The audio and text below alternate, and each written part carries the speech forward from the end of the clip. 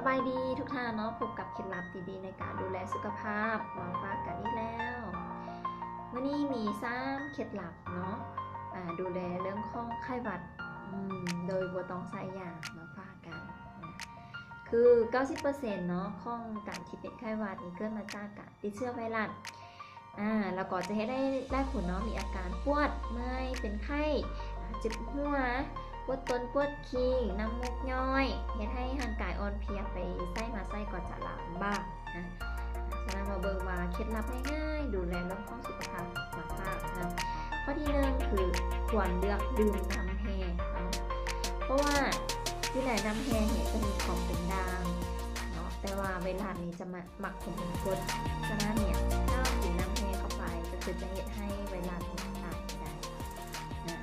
ข้อที่2คือเลือกกินมากมายที่มีรสส้มแทนรสหวานใบลาบนี้จะหมักมากมายที่มีรสหวานเพราะว่ามีความเป็นกรดนั่นเองฉะนั้นการเลือกกินมากมายที่มีรสส้มคือจะให้ความเป็นด่างและจะเห็นให้ไวรัสตายได้เช่นกันเส้นประเภทกล้วยซีดามะเกียงเนาะก็จะเป็นรสส้มเช่นเดียวกันและข้อที่3ก็คือ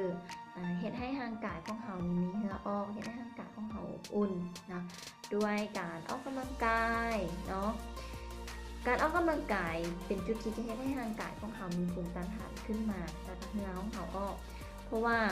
เขาอยู่ในสภาวะที่อากาศเย็นอยู่แล้วบางคนอยู่ในห้องแอร์อยู่กับพัดลมอยู่กับ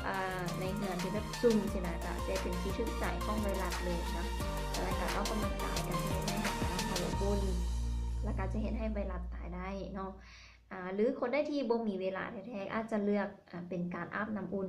เนาะก็คือจะเห็นให้ร่างกายของเราอบอุ่นแล้วก็จะเห็นให้สุขภาพของเราค่อยๆดีขึ้นนั่นเองนะนี่เป็น3เคล็ดลับเนาะสำหรับคนที่มันมีปัญหาเรื่องของไข้หวัดมาฝากกันฉะนั้นคนได้ที่มีปัญหาแบบนี้ก็ลองไปปฏิบัติใส่กันเบิ่งเนาะหรือคนได้ที่มีคนแพงที่กำลังมีปัญหาเนาะก็ลองไปใส่เบิ่งเพราะว่าข้าพเจ้าเนี่ยเคยมีปัญหาแบบนี้เรื่อยๆเลยแต่ก่อนเนาะเป็นคนโรคภูมิแพ้แต่ว่าพอมาใส่มาปฏิบัติตามที่ข้าพเจ้าว่ามานี่เนาะก็ถือว่าเฮ็ดให้สุขภาพดีและแข็งแรงขึ้นเนาะถ้าได้ต้องการเคล็ดลับดีๆเพื่อสุขภาพอย่าลืมกดไลค์กดแชร์คอมเมนต์กันด้วยเนาะขอบใจ